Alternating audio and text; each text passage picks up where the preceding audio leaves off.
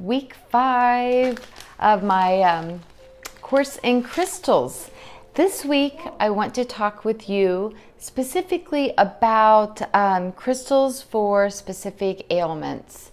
So let's get out a piece of paper and a pen and go ahead and take some notes. I compiled a list of my top about 15 to 20 ailments that clients come to me and ask crystals to help them with.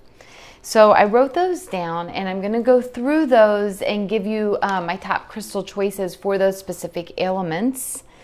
And let's go ahead and get started. Okay, anxiety. One of the top things people have trouble with is anxiety, and I think we all deal with it at some point, some people more chronic than others. But my top crystal choices for anxiety, and believe me, there's many more, but I just want to give you a few to not overwhelm you and give you a base and a guideline to have, and a reference, I should say, to have and to look back at. So that would be aquamarine. This is kind of my piece, my favorite piece. It's like a greenish aquamarine.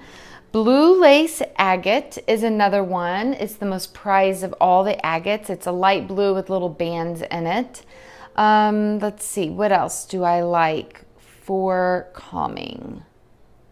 Aquamarine, blue lace agate. I mean, you really could do any of the blue stones. I also like angel light for calming. I also even like rose quartz because a lot of times we're holding our stress because of matters of the heart. But really, anxiety is excitement without breath. So anxiety, we're holding it a lot in our throat center, because if you notice, when you're anxious, you might hold your shoulders up, your body might be more tight, and you're going to have more shallow breathing. So anything around that throat and heart chakra to deepen your breath, calm you down, are going to help with anxiety. So think of your blue and your pink stones. But my favorites are for sure the blue lace agate and the aquamarine rose quartz for anxiety.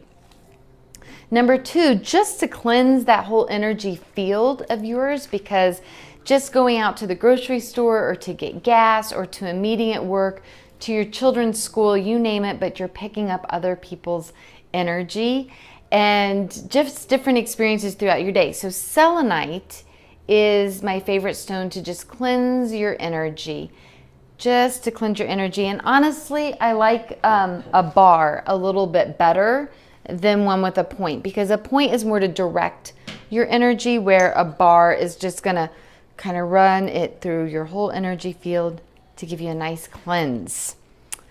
Next is tapping into your creativity. A lot of people are really wanting to tap into their creative gifts, I've noticed lately, and I think that's great, because that's how we connect to spirit and our higher self, is at play and creating. My number 1 pick for tapping into creativity is this one right here. It's carnelian. Love that one. Connecting with your angels. Now, a lot of my friends and clients and people in general, I've seen angel reading cards, meditating with angels, asking your angels to come and help guide you during your dream work and at sleep. So if you want some crystals to help with that, celestite is absolutely amazing. Not only is it blue and is it calming, but it's a wonderful stone to call in your angels. And then, of course, angel light is another one. Amazing. Self-love, taking care of yourself, stopping during the day, making time for yourself every day, and just taking the time and space, even within your thinking, loving thoughts for yourself. And that's rose quartz. Rose quartz is the stone of infinite peace, love, and especially teaching self-love. So that is my recommendation for self-love.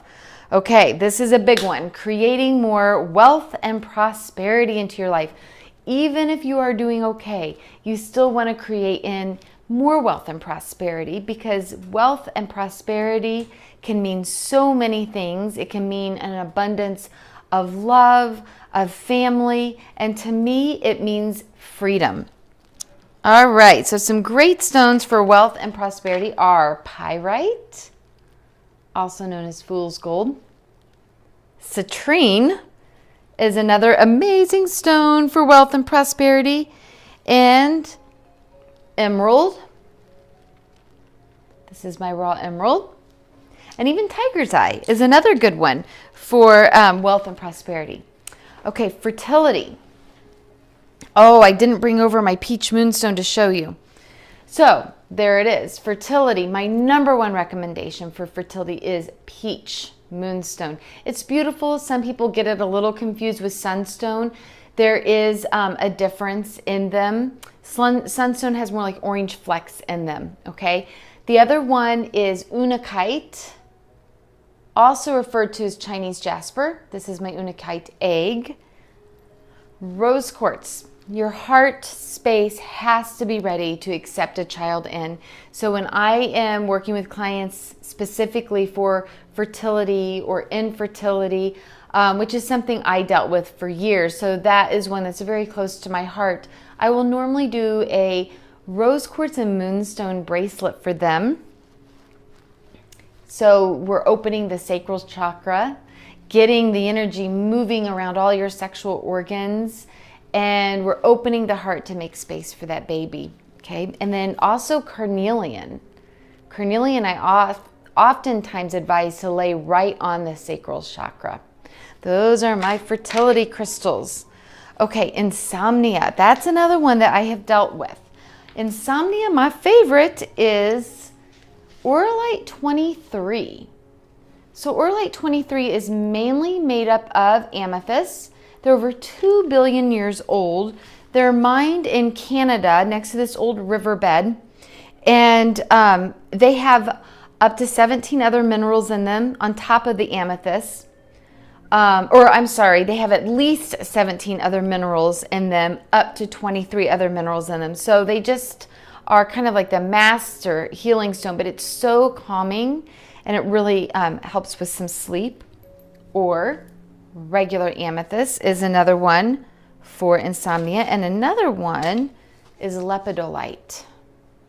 Very peaceful and calming. This one's like a flat slab of it, so it's kind of hard to see, but it's purplish in color. But when you're thinking insomnia, think brain and third eye and kind of calming this area down, okay? All right, feeling grounded. Say you're very spacey and you need to feel more grounded, then I would recommend red jasper connected with our root chakra. Kind of looking around for some stones. So I want to show you examples of all of these. Hematite, another grounding stone. It even feels heavy. I mean, even when you hold hematite, you just instantly feel more grounded and more centered. And smoky quartz. Other really good grounding stones. And the other one is green moss agate. I don't believe I have an example right here to show you the green moss agate, but it's very earthy feeling. You even think of green, moss growing in the earth. Okay, trauma. Again, lepidolite is another one I really recommend for trauma. And this prehenite is another amazing stone for trauma. Rose quartz again are other wonderful stones to use for trauma. I have a rhodochrosite, which I would also recommend for trauma. It's on that top shelf pink. If you could hand it to me so I can show you guys a picture of rhodochrosite.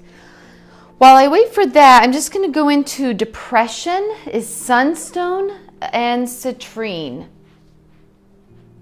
And here's that beautiful rhodochrosite. Okay. Let's go down my list again. Okay, to increase intuition. That's another big one. So many of us are wanting to deepen our meditations, be able to know the difference between our mind and our intuition, and to have deeper intuitive experiences. Iolite is a stone I really recommend for intuition. I don't know if you can see it very much here, but it's a deepish purplish blue. You can lay it right here. And here's some iolite in some earrings. You can kind of see how they're more purpley than the stone is. And lapis lazuli is another amazing one for increasing your intuition. Even sodalite is another one to help increase your intuition. Now, grief. Rose quartz again for grief. Rhodochrosite again for grief. And Apache tear. This is my Apache tear that helps with grief. And let's see, I think I have time for just a couple more. Courage is aquamarine, the stone of courage. Courage to speak your truth.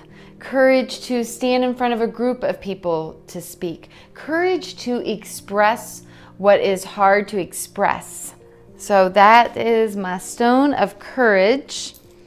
Working on deep subconscious things that you really want to bring to light to even know. But if you want to reflect deeply and do it in a way that your energy is protected, then labradorite is the stone for you. It is very deeply reflective. And it is both physically reflective and metaphorically reflective. It will help you to deeply reflect into your subconscious and just bring things to light that you're not really aware of. So I believe that we have hit about everything. Decision making is fluorite, is an amazing one with hematite as well. And compassion, chrysoprase, rose quartz, and rhodochrosite. And those are my main list of what I normally get asked by my clients and when asking for crystals. Okay, so I hope you find this list helpful. Come back and revisit it anytime that you need to, and hopefully you took some notes. Okay, namaste.